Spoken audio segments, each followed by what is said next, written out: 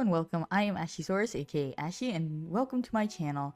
Today we are talking about the new issue from Game Informer that's about Dragon Age the Veilguard. I wrote down some little notes here and there to get into it. This one will have a little bit of spoilers to the story. I'm not going to go really dwell too deep into this just in case because I don't want to spoil too much. There was a lot of spoilers in here, especially things that I didn't even want to know about. So I'm going to try to move away from those and just do a little bit of the spoilers. Just some things that you would like to know or probably be in the marketing for it. So that's it for this. But if this is the type of content you guys want to see or you like, then you should like and subscribe and to see more. This starts out with them talking about a recap of the last few years of BioWare and how they had some failures. This is just some generic, kind of stuff that started off. It's been 10 years since the last Dragon Age, things like that. If you want to read the article, it's going to be coming out physically and soon, so I'm pretty sure you can get those at GameStop. But I'm just going to mostly focus on the little features that they brought in there. They all mentioned how the name changed, and they said that it changed because they wanted to focus more on the companions than the Dread Wolf. So that's why they changed the name. It's just something simple, and we talked about that before. Moving on from that, they start mentioning the interesting stuff like creating your rook. They mentioned that it's staggeringly rich and dazzling with customization options. How you can change your height, your chest, your shoulder, your glutes, your bulge, your hips, how bloodshot your eyes are, your crooked nose, and it felt like hundreds of settings like skin tint and melanin tones. They also mentioned skill trees and specializations that we kind of jumped into last time. You can unlock them by doing certain things like leveling up your skill tree and stuff like that. They also mentioned that Rook is a normal person and not supposed to be like the Inquisitor where destiny chose their fate. They just felt like there were somebody that was like, hey, somebody needs to stop this, and I guess that should be me. That was what they said that Rook was supposed to be based off of. A normal person that gets in a leadership position. The game was supposed to be multiplayer, but they scrapped it and went back to BioWare basics, which was a good idea. After choosing one of the 4 voices, you can actually pitch shift them to make them sound differently. They have something like that in Dragon's Dogma. I don't know about Dragon's Dogma 2, but they did have it in Dragon's Dogma 1. They rehashed stuff about the companions that was in the EA press event thing that they had, and what I talked about in my first video, where they just basically mentioned how the characters are this and that they're like a monster hunter, excellent at monster hunting and stuff like that. That's all. It's nothing. It's just a rehash of that. They mentioned in the first time of Tevinter part that the Frostbite engine helped them create what they wanted for Tevinter, and that they also struggled because the engine was made for first-person shooters. They also mentioned a lot of dialogue options and cutscenes will build your character's leadership for Rook, and the way that you would roleplay as Rook. You also have romantic and emotional responses that will help you build relationships with your party, romantically and platonically. Minrathous is based off of cyberpunk-like cities that has neon lights. It's supposed to look magical. They mentioned that there's a pub that has a dozen NPCs in there that are all made with the character creator. Obviously, your companions are pre-made, so they're not made with the character creation, but all of the other NPCs are apparently made with the character creator. Moving on, they go into the spoiler territory that I didn't really want to touch on, but I'm going to only touch on certain things. They mentioned how Neve is recruited in this part of the story. They mention a lot of the stuff that's more spoilery and stuff like that related to how you get to the part that was in Minrathous in the gameplay reveal. I'm not going to try to talk about that too much because I don't really want to get too spoilery and ruin the event for anyone else. The elven gods that you see are Gilganon and Elgranon. Without too much spoilers, I just wanted to mention that those are the characters that you'll see. They'll probably be on the marketing that they're probably Elgranon and Gilganon, so that's probably not too big of a spoiler. Without spoilers, the lighthouse is in the Fade. They mention if you chose the Shadow Dragon origin, you would know who you are. The Arlanthan Forest is in this game.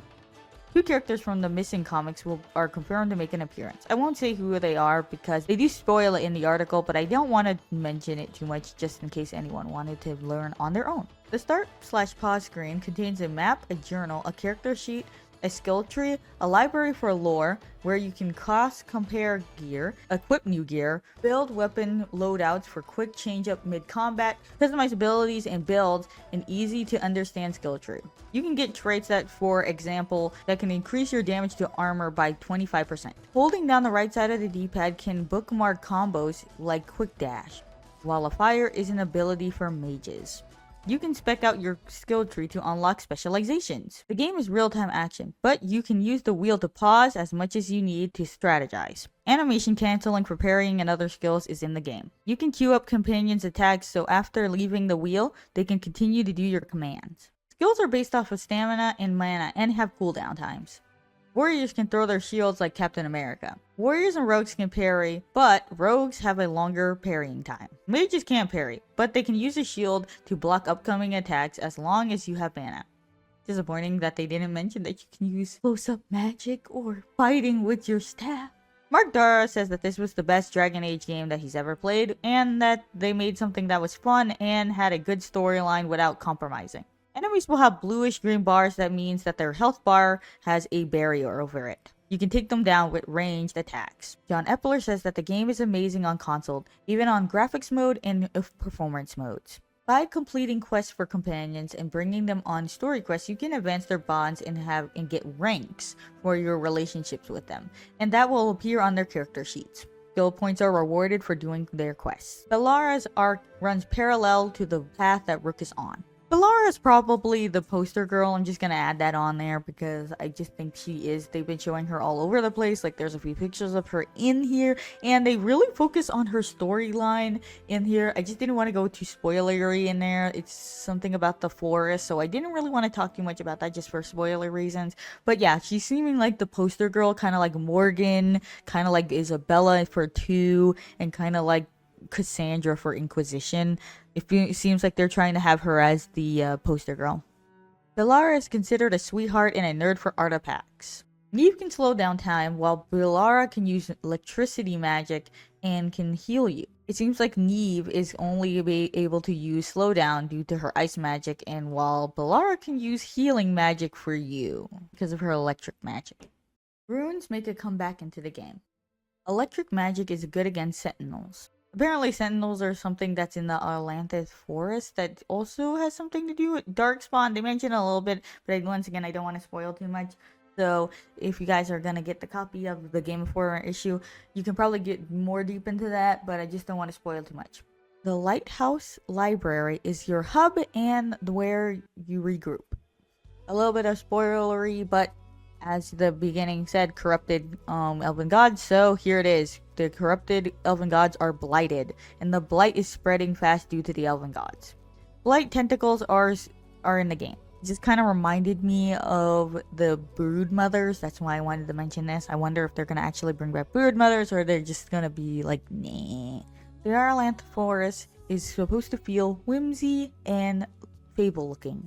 They have arcane bombs in this game. I don't know what those are supposed to do, but they're apparently a part of a quest. You fast travel through Alluvians. People have made theories that this was going to happen, and apparently it is. The game is a hub designed. Smaller places, much linear than unlike Inquisition. They said not to call it an open world because it's not. Through the Alluvians, you can be able to travel through other places in Thedas, such as traveling through Menrathis to other tropical beaches and other places. Tropical beaches are in this game. I don't know how you get there, but I feel like it's gonna have to do something with the pirate base faction, but we'll see.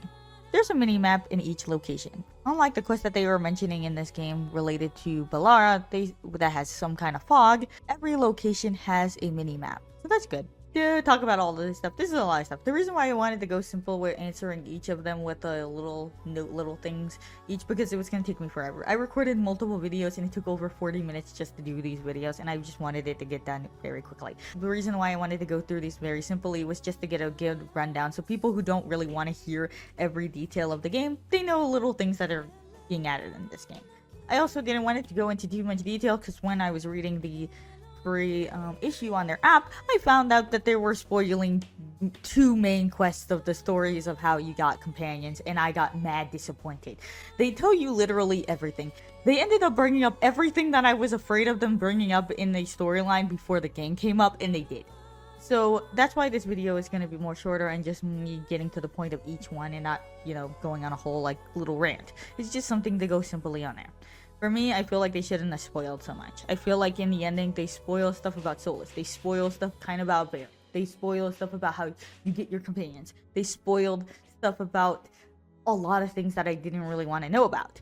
And there are some things I already guessed based off of the trailer that they showed and just stuff that they were leading up to. I got that already. But there's a lot of stuff I did not want to know about yet. And so this spoiled a lot of that kind of stuff, and it's just really disappointing. So for those who are going to read this, warning, it is very spoilery, so if you're afraid of reading that and stuff like that, they do have a lot of those spoilers in there. So we're just gonna end it here. There was a lot of stuff in here, and I hope that this video was useful to you for anyone who's trying to get into the series and want to learn more about this game. Here are some updates for it. We got some massive news for it, so enjoy. Thank you guys so much for watching this video, and I hope you guys enjoyed it. Thanks for watching. Bye. Whoa, whoa, whoa.